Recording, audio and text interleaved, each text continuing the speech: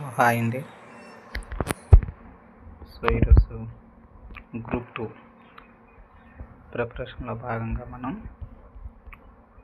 Total group 2 cover చేసేటటువంటి socio economic survey గురించి discuss చేద్దామండి. ఓకేనా? ఇది చాలా మనకి ఇంపార్టెంట్, క్రూషియల్ రోల్ అనేది మనకి ప్లే అనేది చేస్తుంది. ఎందుకంటే ఇప్పుడు వచ్చేటటువంటి ప్రిలిమ్స్ అవ్వచ్చు, మెయిన్స్ అవ్వచ్చు, మనకి ఇదే ప్రామాణికం అన్నమాట. అయితే ఇది దేని డేటా అంటే 24-25, ఓకే, 2024-25 ఆ సోషియో ఎకనామిక్ సర్వే అంటే ప్రజెంట్ 25-26 అయితే ఇంకా రాలేదు. సో అందుకే మనం 24-25 అనేది తీసుకుంటున్నాం. ఓకేనా? సో ముందుగా ఛానల్ని అయితే సబ్స్క్రైబ్ చేసుకోండి. ఓకేనా? సో మంచి కంటెంట్ ఇవ్వడానికి అయితే ట్రై చేస్తాను. షేర్ చేయండి, కామెంట్ కూడా చేయండి. ఏ సబ్జెక్ట్ డౌట్ ఉన్నా జస్ట్ ఒక కామెంట్ చేయండి, మనం అది డిస్కస్ చేద్దాం. సో మనం టాపిక్లోకి వెళ్ళిపోతే, సోషియో ఎకనామిక్ సర్వే అంటే అసలు ఇది ఏం తెలియజేస్తుందంటే ఒక ఫైనాన్షియల్ ఇయర్లో, ఓకేనా, ఆ ఫైనాన్షియల్ ఇయర్లో టోటల్ అన్ని రంగాల యొక్క డేటా అనేది ఇది ఇస్తుందండి. అది వ్యవసాయ రంగం అవ్వచ్చు, అలాగే పారిశ్రామిక రంగం అవ్వచ్చు, అలాగే మనకి సేవల రంగం అవ్వచ్చు. సో ఇలా మనకి అన్ని రంగాల యొక్క డేటా అనేది ఒక దగ్గర మనకి లభిస్తుంది అన్నమాట. సో దీన్ని బట్టి మనం ఒక ప్రభుత్వం, దేశాన్ని పరిపాలించేటటువంటి ఒక ప్రభుత్వం తరువాత సంవత్సరానికి మనం ఎలా ప్లాన్ చేసుకోవాలి అనేటటువంటి ఒక సమగ్ర, ఇది ఒక డేటా అన్నమాట, ఒక సమగ్ర డేటా. ఓకేనండి? సో అందులో భాగంగా మనం చూసుకుంటే ఇది ఒక మన రాష్ట్రానికి సంబంధించింది. సో మన రాష్ట్రం యొక్క భౌగోళిక పరిస్థితులు ఎలా ఉన్నాయి, సో మన రాష్ట్రంలో యొక్క వ్యవసాయం ఎలా ఉంది, సో అన్ని రంగాల పనితీరు ఎలా ఉంది, అలాగే మన ప్రభుత్వం అనుసరిస్తున్నటువంటి కార్యాలు ఏంటి, కోసలోటుకి అలాగే రెవెన్యూ లోటు ఎంత మెయింటైన్ చేస్తుంది, అలాగే పథకాలు ఏమేమి అమలు చేస్తుంది, మన దేశంలో ఉండేటటువంటి సోషియో ఎకనామిక్ సర్వే ఎలాగో అలాగే సేమ్ మనకి రాష్ట్రంలో కూడా రిలీజ్ అనేది, రాష్ట్ర ప్రభుత్వం అనేది మనకి రిలీజ్ చేస్తుంది అనమాట. సో ఆ పాయింట్లో మనం దీన్ని డిస్కస్ చేస్తాం. So first overview చెప్పుకుందామండి. అంటే ఓవర్వ్యూ అంటే జస్ట్ బ్రీఫ్. ఓకేనా? సో ఫస్ట్ కాన్సెప్ట్ మనకి ఏంటంటే ఆంధ్రప్రదేశ్ యొక్క భౌగోళికం ఎలాగ ఉంది, వారి యొక్క జనాభా ఎలాగ ఉంది, దాని గురించి చూద్దాం. అదే ఇక్కడ మనం చూసుకుంటే మనం అనేది 8వ అతిపెద్ద రాష్ట్రంలో ప్రస్తుతానికి ఉన్నాం. ఏ డేటా 24-25 డేటా ప్రకారం 8వ అతిపెద్ద రాష్ట్రంగా ఉన్నాం. విస్తీర్ణం మనకు తెలుసు 1,62,970 చదరపు కిలోమీటర్లు. అయితే 24-25కి మనకి ఏంటంటే 26 జిల్లాలు అన్నారు. ప్రస్తుతం ఇంకో 2 జిల్లాలు యాడ్ చేశారు, 28. ఏంటంటే మార్కాపురం ఒకటి, ఇంకోటి పోలవరం ఒకటి. సో ప్రస్తుతానికైతే 28 ఉన్నాయి. కానీ ఈ డేటా ఇప్పుడుది 24-25కి సంబంధించింది. సో ఆ కోవకు చెందినటువంటిది ఆ సమయంలో మనం మాట్లాడుకుంటే ప్రస్తుతం అయితే 28 అయితే ఉన్నాయి. ఓకేనా? సో మనం ఏ ప్రాంతంలో ఉన్నామంటే ఉష్ణమండల ప్రాంతంలో ఉన్నాము. సో మనకు తెలుసు కొప్పెన్ అనేటటువంటి శాస్త్రవేత్త మన ఆంధ్రప్రదేశ్ యొక్క శీతోష్ణ స్థితిని, భౌగోళిక పరిస్థితిని అంచనా వేసి మనదే ఏ ఒక ప్రాంతం ఆయన ఏం తీసుకున్నాడంటే వర్షపాతాన్ని ప్రామాణికంగా తీసుకున్నాడండి. సో ఓకేనా? సో కొప్పెన్ అనేటటువంటి శాస్త్రవేత్త ప్రకారం అయితే మనకి ఆంధ్రప్రదేశ్ మనం ఎక్కడ ఉన్నామంటే ఉష్ణమండల సవర్ణ గడ్డి భూముల ప్రాంతంలో ఉన్నాం. సాధారణంగా అడిగితే ఇది మనం భూమి తీసుకుంటే, ఓకేనా, ఇది మనకి భూమధ్య రేఖ. సో ఇది ట్రోపిక్ ఆఫ్ క్యాన్సర్, ఓకేనా, కర్కట రేఖ, ఇది మకర రేఖ, ఇది భూమధ్య రేఖ, మధ్యలో ఉండేది భూమధ్య రేఖ. సో ఈ పాయింట్లో మనం తీసుకుంటే మనం ఉష్ణమండలంలోనే ఉన్నాం. ఎందుకంటే కరెక్ట్గా మనం ఈక్వేటర్ దగ్గరలో ఉన్నాం కాబట్టి ఉష్ణమండలంలో ఉన్నాం. అలాగే మనం ఆయన రేఖ ప్రాంతంలో ఉన్నాం. అలాగే ఋతుపవనంలో ఉన్నాం. సో మొత్తం ఏమవుతుంది, ఉష్ణమండల ఆయన రేఖ ఋతుపవన శీతోష్ణ స్థితి అనేది మన ఆంధ్రప్రదేశ్లో ఎక్కువగా కనిపిస్తుంది అనమాట. సో కొప్పన్ ప్రకారం ఏంటంటే మన ఆంధ్ర రాష్ట్రం అనేది ఉష్ణమండల సవర్ణ గడ్డి భూములు అని ఆయన చెప్తాడనమాట. అలాగే థారెంట్ వైట్ ఆయన ఏం చేశాడంటే ఆయన కూడా ఇలానే అర్ధ శుష్క ప్రాంతం అని నిర్వచించాడు. ఎవరు, మన థారెంట్ వైట్. సో ఇవేవి అడగకుండా నార్మల్గా మనది ఏంటి అని అడుగుతాడు. మనది ఏ ప్రాంతంలో ఏ శీతోష్ణ స్థితిని కలిగి ఉంటుందంటే ఉష్ణమండల ఆయన రేఖ ఋతుపవన శీతోష్ణ స్థితి కలిగి అయితే ఉంటుంది మనం. సో ఆ పాయింట్లు ఇక్కడ మనం మాట్లాడుకుంటే, సో ఇక్కడ మనకు ఉష్ణమండల ప్రాంతంలో మనం ఉన్నాము. అలాగే మన యొక్క తీరరేఖ ఎంత ఉందంటే ఇది మన సౌత్, ఓకే, ఇండియా అనుకుంటే ఇక్కడ మనం ఉంటాం కదా. మన తీరరేఖ పొడవు 974 అని ఇచ్చాడు. సో ప్రజెంట్ కోస్టల్ ఏరియా తీసుకుంటే రీసెంట్గా ఏంటంటే జిఐఎస్, ఓకేనా, ఒక ఉపగ్రహ వ్యవస్థను ఉపయోగించి మనం, ఓకేనా, ఒక మంచి ఉపగ్రహం అంటే ఇది ఏంటంటే ఎగ్జాక్ట్ లొకేషన్స్ని భారతదేశం యొక్క మ్యాప్ అనేది అనమాట. తీర ప్రాంతాలను మళ్ళీ కొత్తగా అనేది కొలిచారనమాట. సో అప్పటికి ఇప్పుడు ఏం మారుతుంది అని మీకు డౌట్ రావచ్చు. సో ప్రాంతం అనేది మారిపోదు కదా అనేసి. సో కానీ ఏమైందంటే ఇక్కడ సముద్రం దగ్గర ఉండేటటువంటి ఇక్కడ చిన్న చిన్న కొలనులు ఏర్పరచడం, తీర ప్రాంతానికి ఇక్కడ పగుళ్ళకి కోతకు గురవడం, దానివల్ల ఒక దగ్గర పెరిగింది, ఒక దగ్గర తరిగింది, అలా అనమాట. సో న్యూ డేటా మనకు వచ్చేసరికి ఏంటంటే 11,988.81 కిలోమీటర్లు అనమాట. ఇది మన న్యూ డేటా, ఓకేనండి. 11,098.81 కిలోమీటర్లు ప్రస్తుతం ఉంది. సో అయితే అందులో మొదటి 3 రాష్ట్రాలు ఇంపార్టెంట్ అడుగుతాడు. గుజరాత్ మొదటి తీరరేఖ ప్రాంత పొడవండి, రెండవది తమిళనాడు, మూడవది ఆంధ్రప్రదేశ్, ఓకేనా. సో ఇందులో మన అప్డేటెడ్ వెర్షన్ ఎంత అంటే ఇంతకుముందు 974 కదా, ఇప్పుడు 1053, ఓకేనండి. ఇది అప్డేటెడ్ది. సో రీసెంట్గా ఈ బిట్ కూడా అడిగాడు కాంపిటేటివ్ ఎగ్జామ్స్లో. సో నెక్స్ట్ దీనికి వచ్చేసరికి మనం, సో ఇంత మనం తీరరేఖను అయితే కలిగి ఉన్నాం. ఇదిగోండి ఇక్కడ కూడా ఇచ్చాడు, 3వ అతిపెద్ద తీర ప్రాంత రాష్ట్రంగా మనదైతే నిలిచింది. అలాగే మన యొక్క జనాభా పరిస్థితి ఏంది అంటే మనకి ఇక్కడ 2011 జనాభా లెక్కల ప్రకారం తీసుకుంటున్నామండి. ఇక్కడ మనం దేశంలో 10వ స్థానంలో ఉన్నాం, ఓకేనా. ఏ స్థానంలో ఉన్నాం, 10వ స్థానంలో ఉన్నాం. అలాగే వాటా ఎంత శాతం కలిగి ఉన్నాము, భారతదేశంలో మన వాటా కంట్రిబ్యూషన్ 4.09, ఓకేనా. మన భారతదేశం అనేది హైయెస్ట్ డెమోగ్రాఫికల్ డివిడెంట్ అనేది అయితే కలిగి ఉందన్నమాట. అంటే 15 నుంచి 65 వయసు మధ్య గల వ్యక్తులను మనం ఏమంటామంటే శ్రామిక జనాభా అంటాం, ఓకేనండి. శ్రామిక జనాభా అంటే అర్థం ఏంటంటే వాళ్ళు పని చేయడానికి సిద్ధంగా ఉన్నారు, మరియు శ్రామిక వ్యవస్థ అని అంటాం అనమాట. ఈ డెమోగ్రాఫిక్ డివిడెంట్ అనేది భారతదేశం హైయెస్ట్గా ఉందన్నమాట. ప్రస్తుతం జపాన్ లోయెస్ట్గా ఉంది, ఓకేనా. సో ఇక్కడ వచ్చేసరికి మనం ఇక్కడ చూసుకుంటే 4% ఆక్రమించి ఉన్నాము. వృద్ధి రేటు ప్రతి జనగణనకి తర్వాత, సెన్సెక్స్ తర్వాత మనం ప్రతి 10 సంవత్సరాలకి ఇది లెక్కించుకుంటాం అనమాట. ఎందుకంటే ఎంత పెరిగాము, ఎంత తగ్గాము, ఇదంతా మనకి ఇంపార్టెంట్. సో ఆ కోవకి చెందినటువంటిది ఇది. 1981-91లో చేసాం. అప్పుడు ఎంత వృద్ధి అంటే ప్రీవియస్ దాంతో పోల్చుకుంటే 21%. అదే నెక్స్ట్ చేసాము జనగణన, అప్పుడుకి ఎంత ఉన్నామంటే 9%, అంటే తగ్గిందనమాట. మన ఆంధ్రప్రదేశ్ యొక్క జనాభా వృద్ధి రేట్ అనేది 2001-2011 మధ్యన ఏమైందండి, తగ్గింది. అంటే మనం పొదుపు సూత్రాన్ని పాటించాం, ఓకేనా. సో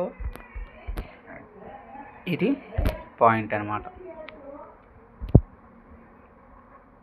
అయితే ఈ టైంలో 2011 టైంలో మనం ఎంత ఉన్నాం కదా, జాతీయ సగటు ఎంత ఉందంటే 17% చొప్పున పెరిగిందనమాట. ఓకేనండి. 1991, 91, 91 అయితే ఎంత ఉంది మన ఆంధ్రప్రదేశ్.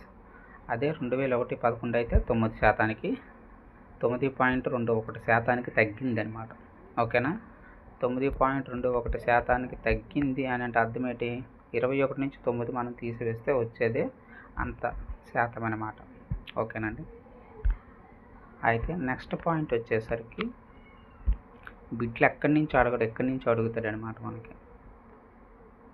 జనసాంద్రత తీసుకోండి.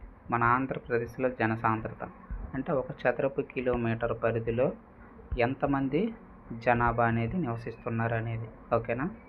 తీసుకుంటే మనం ఎంతమంది ఉన్నామంటే 304 మంది ఉంటున్నాం యావరేజ్గా మన రాష్ట్రం మొత్తం మీద. అదే నేషనల్ సగటు యావరేజ్ తీసుకుంటే 382. ఓకేనండి. ఎక్కువ తక్కువల ప్రకారం చూసుకుంటే మనం కృష్ణా జిల్లాలో ఎక్కువ మంది ఉంటున్నారు, 518 మంది ఉంటున్నారు అన్నమాట 1 చదరపు కిలోమీటర్కి. అదే కడపలో అయితే, ప్రకాశంలో అయితే తక్కువ ఉంటున్నారు, 200. ఓకేనండి. జాతీయ సగటే 382, దానికన్నా తక్కువగా ఉన్న జిల్లాలు అనమాట ఏవి? కడప, ప్రకాశం. అలాగే నెక్స్ట్ లింగ నిష్పత్తి, అది కూడా ఇంపార్టెంట్ అండి.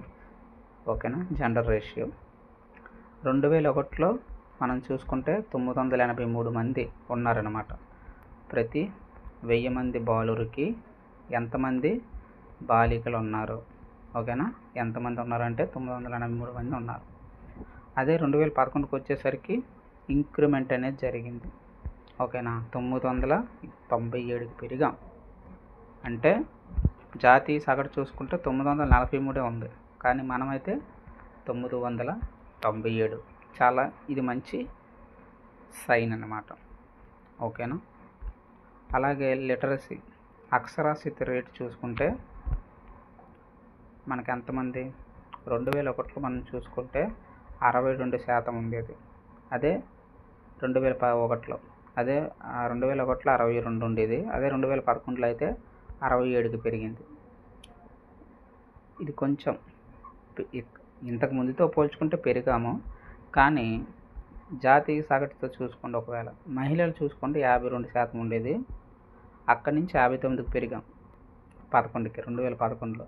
కానీ జాతీయ సగటు ఎంత ఉంది? దాదాపుగా 73 ఉంది. కానీ మన స్త్రీల యొక్క అక్షరాస్యత చూసుకుంటే చాలా తక్కువ ఉంది, 59.96. చాలా తక్కువ అన్నమాట ఇది. సో ఇందులో మనం ఇంప్రూవ్మెంట్ అనేది అవ్వాలి. అందుకే సోషియో ఎకనామిక్ సర్వే అనమాట.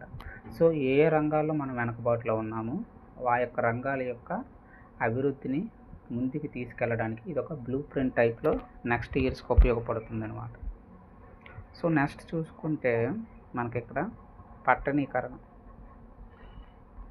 ఈ పట్టణీకరణ అభివృద్ధి చూసుకోండి. నెక్స్ట్ ఇక్కడ చూసుకుంటే మనకి పట్టణ జనాభా ఎంతమంది ఉన్నారు చూడండి.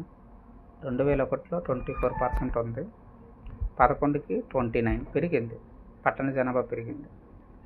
అలాగే విశాఖ జిల్లాలో అత్యధికంగా పట్టణ జనాభా ఉన్నారండి, 47% ఉన్నారు.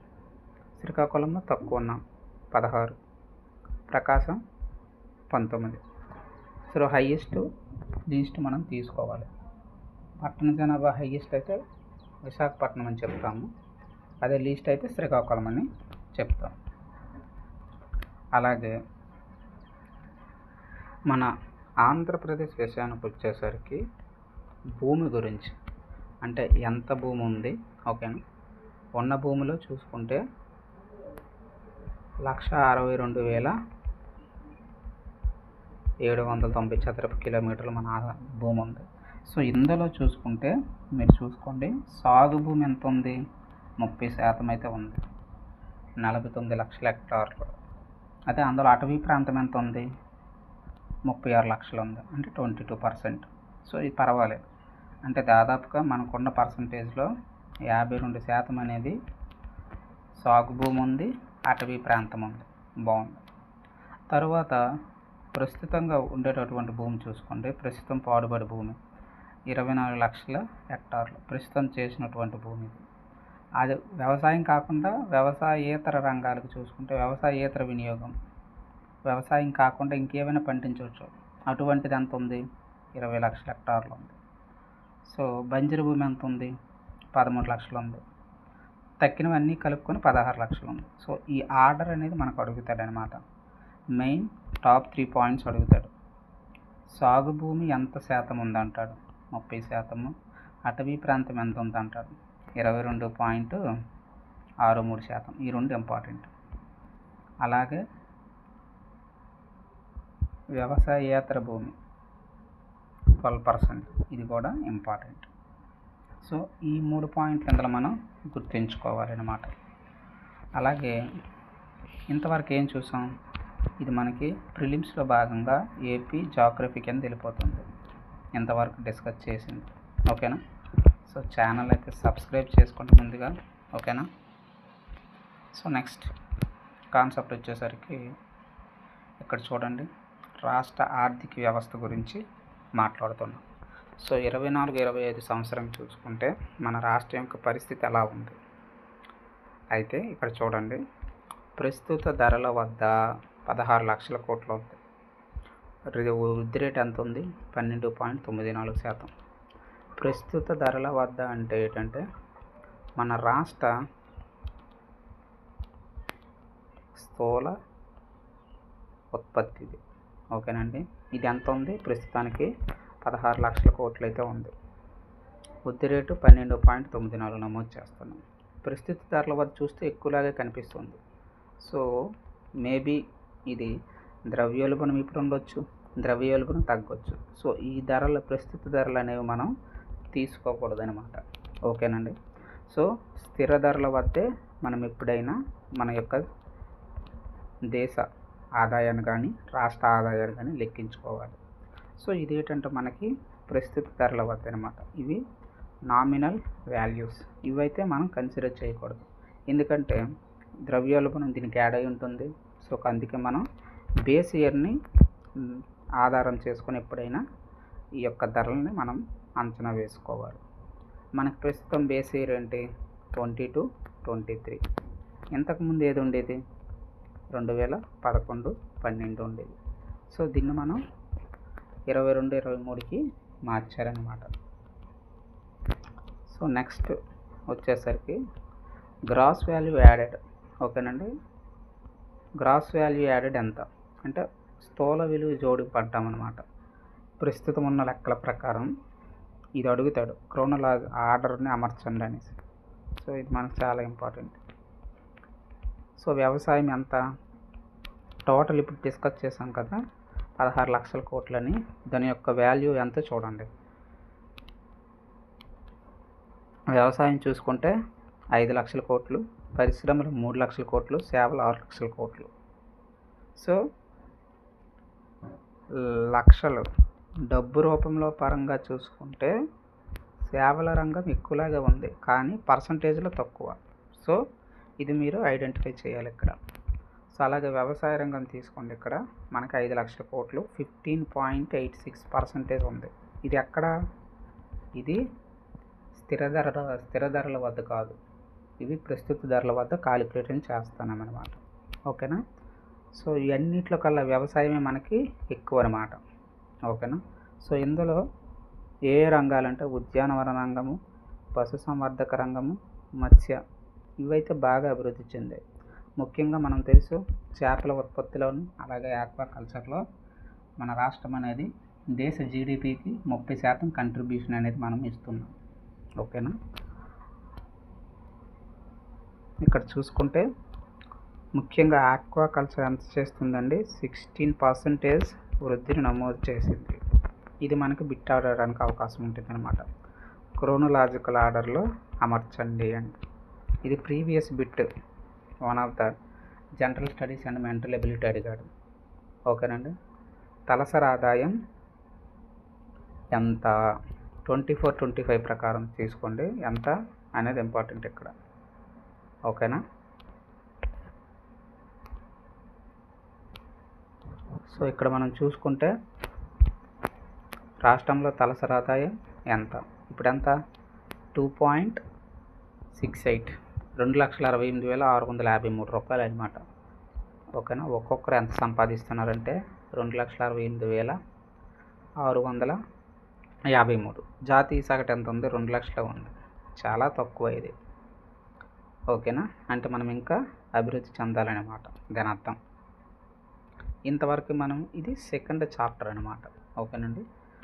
ఫస్ట్ చాప్టర్లో మనం ఏం చూసాం, రాష్ట్రం యొక్క భౌగోళిక పరిస్థితులు మరియు వాటి యొక్క కోస్టల్ లైన్స్ అవ్వచ్చు టోటల్ చూసాం. ఇప్పుడు సెకండ్ చాప్టర్లో ఏం చూసామంటే మన యొక్క స్టేట్ ఫైనాన్సింగ్ ఎలా ఉంది ప్రస్తుత ధరల వద్ద అని చూసాం. ఇప్పుడు మన యొక్క ఆర్థిక వ్యవహారాలు ఎలా ఉన్నాయి, మన ఖర్చులు ఎలా ఉన్నాయి, అప్పులు ఎలా ఉన్నాయి, ఇవి చూద్దాం. సో ప్రభుత్వ ఆర్థిక వ్యవహారాలు, ఇది ఇప్పుడుది రివైజ్డ్ ఎస్టిమేట్ అనమాట. ఏ సంవత్సరానికి, 24-25 ఫైనాన్షియల్ ఇయర్లో. మనం ఇక్కడ అబ్జర్వ్ చేస్తే రివైజ్డ్ ఎస్టిమేట్స్ అంటే అర్థం ఏంటంటే, ఇదే ఫర్ ఎగ్జాంపుల్ ఈ సంవత్సరంలో ఫైనాన్షియల్ ఇయర్ తీసుకోండి, 24-25 ఆర్థిక సంవత్సరం ఫైనాన్షియల్ ఇయర్ తీసుకుంటే మనం బడ్జెట్ ఎప్పుడు ప్రవేశపెడతాం, ఈ 25 స్టార్టింగ్లో ప్రవేశపెడతాం, 25 ఫిబ్రవరిలో. ఓకేనా. నార్మల్గా అంటే అంతవరకు ఉన్న డేటా అనమాట. అంతవరకు ఉన్న డేటా ఏంటంటే ఒకలా ఉంటుంది. ఫర్ ఎగ్జాంపుల్ మనం ఏంటి 100 రూపాయలు ఖర్చు పెడుతున్నాము అని ప్రవేశపెట్టాం బడ్జెట్లో. ఏ బడ్జెట్లో, 24-25లో. సో ఆఖరికి వచ్చేసరికి ఏంటంటే 120 రూపాయలు అయింది. అంటే రివైజ్ చేసి అసలైన ధరలు అనేవి మనం ఇక్కడ ప్రవేశపెడతామన్నమాట. అది దీని అర్థం అనమాట, రివైజ్డ్ ఎస్టిమేట్ అనమాట. అలాగే బిఏ ఉంటుంది, బడ్జెట్ ఎస్టిమేట్స్. ఈ సంవత్సరం, వచ్చే సంవత్సరం మేము ఎంత ఖర్చు పెడుతున్నామని చెప్తారు. అదే రివైజ్డ్ ఎస్టిమేట్ అంటే ఇంతవరకు ఒకలాగా అనుకుంటాం, తర్వాత కొన్ని అనివార్య కారణాల వల్ల బడ్జెట్ ఎక్కువ అవ్వచ్చు. సో అసలైంది ఎంత ఖర్చు పెట్టామనేది అక్కడ చూపిస్తారనమాట రివైజ్డ్ అంటే.